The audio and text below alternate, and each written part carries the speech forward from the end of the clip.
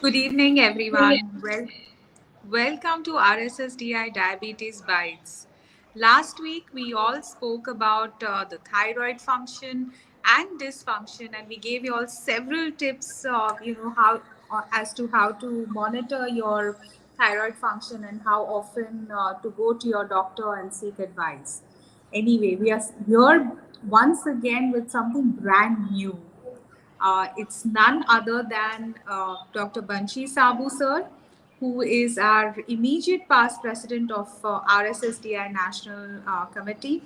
And we have with us Dr. Unnikrishnan, sir, as well, who's the CEO and a consultant endocrinologist from Pune and CEO of the Cheraram Diabetes Institute. And he's also an RSSDI KOL. But we are here to talk about something very special today because it's first of a kind in the last few decades, I can say. And it's very innovative and very original, and definitely it's going to bring a lot of value to practicing physicians as well as budding diabetologists and endocrinologists and physicians. So, we're here to talk about what is the need for research in India and what are the steps being taken to groom young physicians, as well as what are the steps taken to harness the talent that we have and design better clinical trials and better research questions to get the answers we need. So, without much ado, let me hand over to Dr. Banshi, sir. Sir, if you can just quickly tell us what a clinical trial is and what is the scope for clinical trials in India. So, Purvi, before I talk about your question, first let me thank you, Purvi, for this diabetes bites, which you are doing since last 2 years continuously. And on social media, the RSSDI is now known to everyone. And there are many followers, not only the doctors as well as non-doctors following our social bites regularly, because we do a lot of activity not only for the doctors community but also to increase awareness about the diabetes. Now, diabetes bites today we had kept for the research retreat, and your question was for the research. But before that, why we have started? Now, let me talk about the RSSDI. It is a research society of study of diabetes in India. It was formed before 50 years by Professor Dr. MMS Ahuja with an idea that we should have research from India. That was the primary, the aim and objective of this society when it was formed. And that's the reason the name of this society, because we were already having Diabetes Association of India. But this research society was the primary aim, and there were very few doctors who were the professor of diabetology, endocrinology from across the country, and they all worked together and they thought of that let us start a society which will be on research only. Over a period of time, RSSDI grown up. We have more than 21 chapters in India with 10,000 members in India. And our annual meeting is very, very successful. Even in our annual meeting, we do have research papers. We have theme symposia. We invite the young researchers. We have Young Researcher Award also. And we have a lot of posters and publication, which is like around 200 doctors. They publish, then we invite them for oral and posters also. But still, somehow what we were seeing in last maybe 2 decades, that still the main theme of the conference is not dependent only on these research themes. It is around the clinical topic, and it is like more of a continuous medical education program, and it is great program which we are doing. So we thought of that after 50 years, and this year we are celebrating 50 year of RSSDI. Let us do something unique, and we should continue to do it.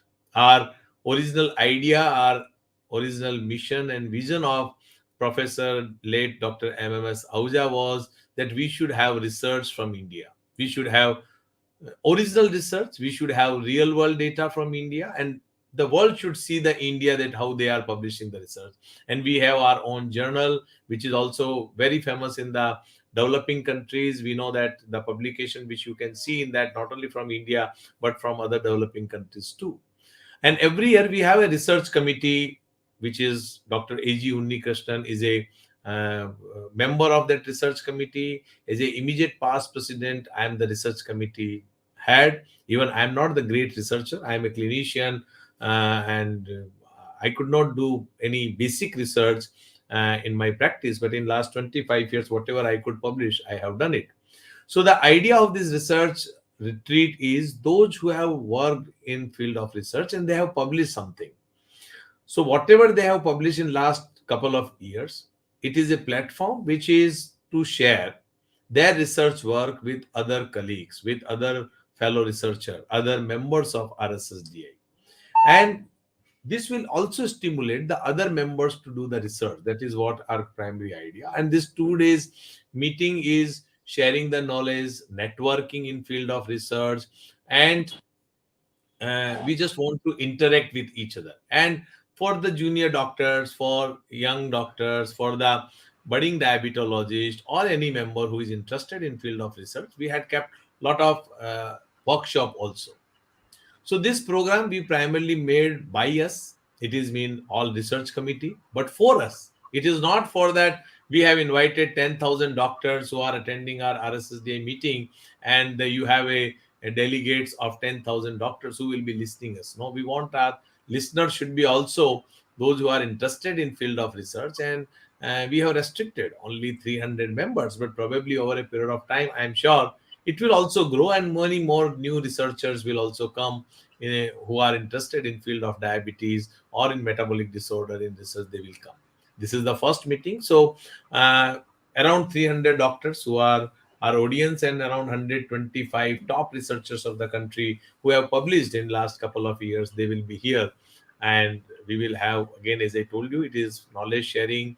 It is to understand other research, and we requested each and every speaker that after your talk of 10-15 minutes which you are going to give on your paper, the last slide should be related to your how someone can continue this research, how they can collaborate with you, and how they can get motivated to do or future of this area. Suppose somebody had worked in one particular area, they can also talk that what could be the future of other areas or other research area in the similar field. So that was our idea, and we are very excited to have these 2 days. So just to summarize what we are going to do, and Unni will continue. If you have any other question, I'll be more than happy. I don't know what you have asked. I just forgot that. I was asking about the clinical trials and the scope for them. That you give it- So you are talking of clinical trials and the scope of clinical trials in India? That's right. Okay. So the clinical trials in India since last 20-25 years, almost all senior diabetologists, we are doing a lot of research and clinical research that happen in field of diabetes and in metabolic area. We have done, and I'm sure it is continuing to grow. Not only multinational companies, many Indian multinational companies are also doing a lot of research in India as far as clinical trials are concerned. There are many doctors who are also, we are doing investigator initiated trial. Like me and Unni also have done 2-3 combinedly some of the molecules which are there. So these are more or less investigator initiated trial. Even we try to find out whether these molecules really decrease the glycemic variability or by doing their continuous glucose monitoring. Anyone can have any clinical question. So this is not that we can, all of us can do the basic research, but we all can do some real world data and some of the clinical questions which are there in our clinical practice also. Like now the concept, we are moving from HbA1c to time in range. So now whether we want to know that the molecule which we are going to use, is it really going to decrease the glycemic variability? Will it improve the time in range or not? Because at the end of the day, most of these molecules have come with the idea that glycemic efficacy of this molecule is fantastic. It is decreasing HbA1c of around 1.5 or 1.2. Like in recent diabetes India meeting, in D Genius group, one of the discussion was that will Ryzodeg, will it be effective like other insulin, and will it improve the time in range or not? Will it improve the time in range with the concept of it will not increase the time below range? So that was a clinical question to many of the clinician, and that you can do with the patients who are achieving a control maybe less than 8 or 7.5. Let us put them on a CGM and try to find out that how much they can reduce they can improve the time in range, and whether there is an increase or decrease in time below range or not. So these type of simple clinical questions that can be considered as an investigator initiated clinical trials. But otherwise, there is a lot of scope of clinical trials, and many Indian multinationals and many multinational from all over the world are also doing clinical trials in our country. So I take this opportunity to congratulate you and the entire team. Also, Unni sir, to have taken this initiative, planned the entire wonderful meeting, and we'll have Faraz interview Dr. Unni in just a minute. So I must congratulate you for this amazing initiative that has been taken, which is going to give a lot of impetus to the ongoing research efforts in our country. And I think what I understand from everything that you've said, so it will definitely train our young minds to think more in terms of research, come up with their own original ideas as well. So with that, I hand over to my co-host, Dr. Faraz Farishta, who's an endocrinologist from Hyderabad, and please carry on the conversation. Yeah. At the outset, again, let me thank Dr. Banshi sir and Dr. Uni for doing such a marvelous job. I would say we had the International Clinical Trial Day on the 20th May, and then there was a lot of research activities which went across the world, not only in India. So I'm very happy that we have two eminent people who are taking the baton in hand and trying to show us that research is something which has to happen right from day one. It is not that it starts after you complete your studies or you go at a consultant level.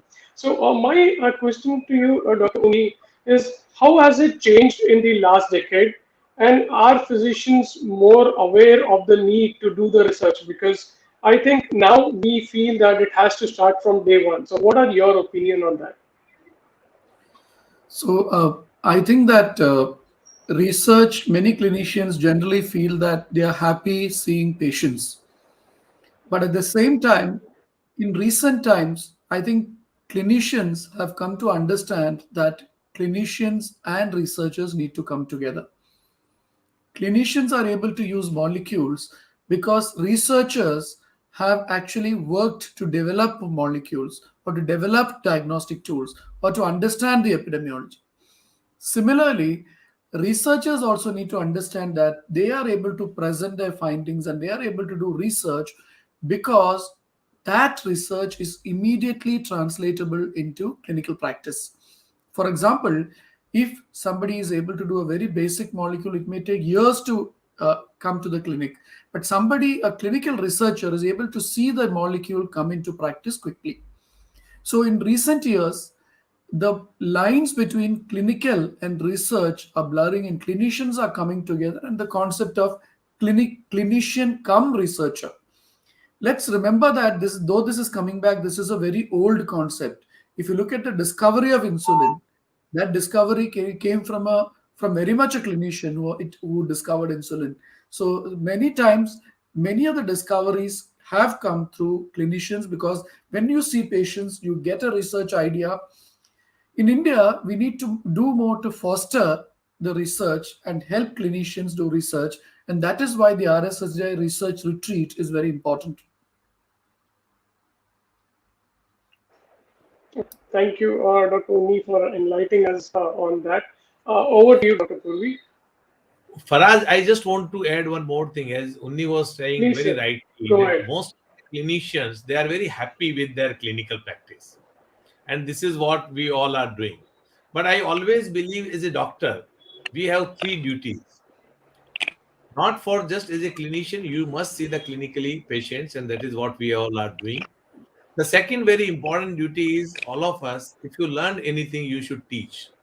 And this is the, whatever we are learning, you must teach others, because otherwise this science will not grow. This is very, very important, because others should also learn, because everyone can't make them all mistakes. If you have made any mistake, the your junior should not make that mistake, and they should continue to learn. The third very important point is, whatever we have seen, this medical science is growing. Why other pathies are not growing? Because we are the one who should write if you find anything which is observed in your clinical practice. It could be a case presentation, it could be a real world data, and some of them who are working even as a basic researcher also. So we clinician also have a duty to write it. Now I give you the last example of this. This is one part that I believe that all clinicians should be doing some research. They should write something for publication. It is must, and we all should teach also along with the clinical practice what we are doing. Then why writing is important. Why writing is important? One example I just give you. The fluorescein is a molecule which was originally identified even before the discovery of insulin, that this also decreases insulin. And the using this molecule, it was a bark which it will increase your insulin sugar excretion from your urine. But somebody, even in 18th and 19th early or 18th century, they have written that yes, this molecule is going to increase the glucose excretion. And you can see after 100 years, everything was there, but other scientists who were working in the field of the basic, and they could know that yes, this is the molecule or this is the a chemical which will increase the glucose excretion, and how this SGLT2 inhibitor came in the picture after 20 years of the research on that particular molecule or that particular mode of action of a glucose excretion. And simultaneously they could think of it because there were cases which had shown the renal glycosuria. Those patients who have renal glycosuria, it does not increase the renal complication. So I mean, glucose getting excreted through the renal system does not increase the renal dysfunction. That was also some of the cases reports were there, and this could be the reason that why this SGLT2 inhibitor came in the market. So this is just one example that a clinician should continue to educate, and they should also do some or any research. And if they find any case, something they will find, any clinical question if they have in their mind, they should do some research and it should be published also. We all know that this is not the cup of tea for everyone. Some of us may be good clinician, but we may not good writer. Some of us may be good writer, but they may not be good speaker. Some of them may do. So we all collaboratively, we all together in a under RSSDI or under Diabetes India or in any banner, we all are going to do that same thing, because some of them have done the research and some of them are going to use it in their clinical practice. So this will be the benefit, and how this medical science will grow and it will survive over a period of time. Absolutely. I think you really inspired everyone with those words and that example, because I think only when we think will. Dr. Uni, we would like to ask you, does technology, we know that technology, electronic medical records, everything that plays a very important role, even in terms of, behave as research tools. But is it absolutely a must? What about physicians in low resource places or conditions? Can you suggest maybe one or two things that they can also do to share their experiences with the world? So, I think, unlike earlier times, today internet is available even in the rural and remote parts of India, and there are mobile phones available today. So, I think research has become much more easier even for rural India or urban India. So it is easy to collaborate and collect data. And today, even a simple, online form can be filled by a clinician sitting in rural India. So that's my first advice to clinicians in rural India who want to do research, to use mobile technology to document in whatever way possible. The second thing is that in low resource settings, research is not only possible, but affordably excellent research is possible. For example, simply looking at how the glucose control can be improved, how self monitoring of blood glucose can be enough for improving glucose control, even in rural area. Looking at diets which are locally available and sourced in rural area and seeing their effects on blood glucose level, documenting it. So these are some of the things, the use of mobile technology, harnessing it for working together, to look at self-monitoring of blood glucose, which is a fairly simple technology, and focusing on a neglected area, which is locally available rural nutrition, the foods which are locally available and rich in nutrition and not really energy dense or carb dense, and which might improve, which will be. So I think these are some areas where brilliant research is possible, and lots of these research could have lessons for us practicing in urban India as well. Very well said, sir. And I think your your words were really encouraging, because I think this is a simple thing that even in the rural settings or semi-urban areas also they can undertake. It's just a matter of thinking and just putting it into practice. So yes, very well said. And yes, well, the Prime Minister Modi has also made sure that almost every village in the country is connected by internet. So we need to harness that as well. Any final message from you, sir, for young researchers and also those who are going to attend the researchers retreat? We are all very excited about it. So I think there's one thing in diabetes, that whenever we talk about diabetes, the onus of following diet, exercise, taking medicine, and keeping glucose controlled is always on the patient. Second thing is that we always talk about randomized control trials. But like Dr. Banshi said, we have a larger responsibility as a doctor, not only to see patients, but to make our community around us aware, to teach our fellow doctors, and to further the cause of science through research. In other words, we must be if somebody is a diabetes care specialist, they must be a researcher come diabetes care specialist, and also a community health specialist plus a researcher plus a diabetes care specialist. Because if you have seen a particular patient, and if you have seen 100 patients, or you can see 1,000 patients, that's very good. But if you can distill your learning in the form of education and research and give it to 100 doctors, and if those 100 doctors can have an impact on their practice, then you're reaching out to thousands and thousands of patients. So as a doctor, a single doctor, you can make a larger impact through research. And that's why research is basically a search for a higher truth. And we as doctors, while we continue to see patients, must spend time in research. And the research retreat, this retreat means a quiet and secluded area where you can think. And this research retreat, I hope, will open the minds to researchers for innovative and creative thoughts, which will ultimately help our patients. So Unni had rightly told it is retreat because this is nothing to do, no industry sponsorship, no industry, in between they are coming to you. It's purely retreat where, isolated area. You are talking to your friends and you are having networking, you are learning and you are sharing your knowledge. Thank you.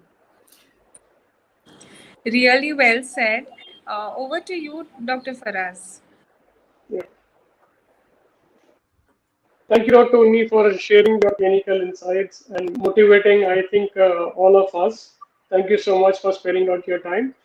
Before we end, Dr. Banshi, I would like to ask what will be your take on the young, new budding investigators? What will be your advice to the young budding investigators?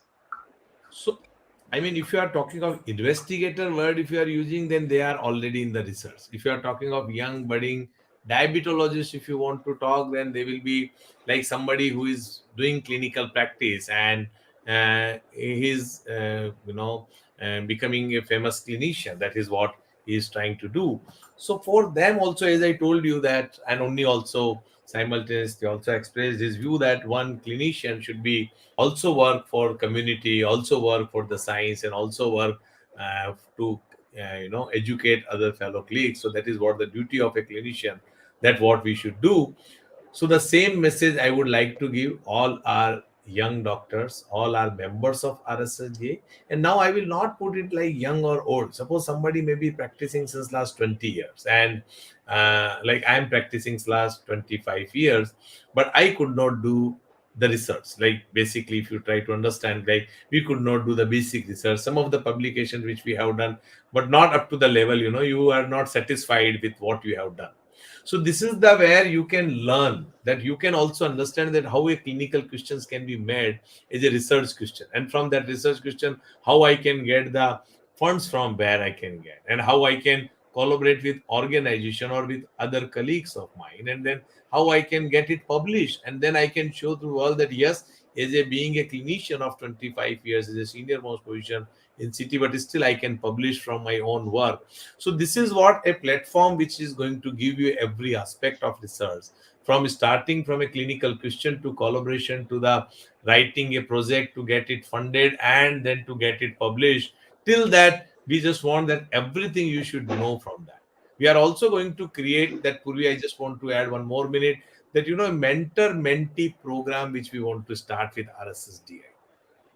There are some centers in India who are research oriented, or you can say they can be the center of excellence in research.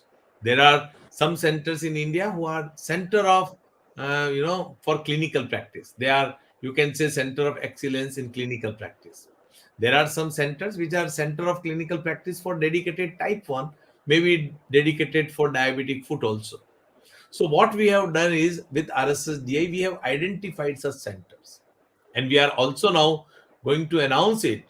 Those who are interested, suppose someone who wants to do for 2 weeks or 3 weeks a observership, so we can do it from 2 weeks to 6 weeks, a observership, either in these clinical centers, which may be for type 1, maybe routine clinical care, or maybe related to diabetic foot, or somebody wants to do a research observership for 4 weeks or 6 weeks. And then they can, because research cannot be completed in 4 6 weeks. You can have still a clinical exposure maybe in 2 weeks to 6 weeks, but you cannot have a sufficient exposure if you want to do a research fellowship or you want to do a research observership. So what we decided that you go and learn basics part of it, but that can be continued, and it can be again, every 3 months there could be thing, or there could be online your mentor and mentee program can be continued. That is what our program is. So in future, how this research and this clinical fellowship in our country can be also increased, because there are few centers which are really center of excellence, and all of us, we believe that these are the centers who are publishing so much. So this is the time that we should get something from them, and they are ready to give it. But the only thing is we have to create a platform for that. So this research retreat, this RSSDI is going to create a platform, and at the same time, we know the dream of late Professor MMS Ahuja and all founders at that point of time. They thought that we should create a platform. That is what they have created, RSSDI. And after 50 years, I think we should continue that dream, and we should try to create more and more publication from our country. And because we have one of the highest number of diabetic patients, and I think it is the time that we should publish more and more from India, and to show the world that this is how the diabetes are to be treated, not that what we are looking up to the ADA and ESD guideline, because they have their reference. If we are putting RSSDI guideline, but still if you see more than 60 70% 80% of the reference, we have to use the same which is written in the Western world, because that is the only literature available to us. We don't have the data from India. If we get data for each and every aspect of the diabetes, probably our guideline may be different for South Asian. Every time we say that we are different, but we can't put it on the guideline because we don't have the data from our country. I think brilliantly said, sir, that in today's evidence based medicine era, there is no escaping from research, and there is absolutely no escaping from research in India. So I think this program is only going to add a lot of value to all of us. And to further share with the audience, there are some brilliant workshops that have been planned, and Dr. Banshi has made sure that they are going to be recorded and they all will be uploaded on the website of RSSDI. So do visit the website and take advantage of these workshops that are tailored to train your mind towards designing a good trial, or designing a research question, and getting the answers that we need, and then writing up the paper. For Thank us, you. if you'd like the last word. Yeah. So I feel all of us are very excited for the same, for the vision which Dr. Bansi has. And then I think we all are looking ahead for joining this and taking it a way forward. And we want to show the world that yes, as Indians, we can do much more than what people feel. So thank you so much. Thank you all for joining. And a very special thanks to Dr. Bansi for taking his time. And thanks again to Dr. Uni sir for taking his time. And thank you so much, Uvi, for joining us. Thank you. Thank you, Tom. Thank you, Dr. Banshi sir, and thank you for us Thank you, sir. for doing such a great job. Thank you, Thank sir. you. Great. Looking forward to it. See you. See you soon.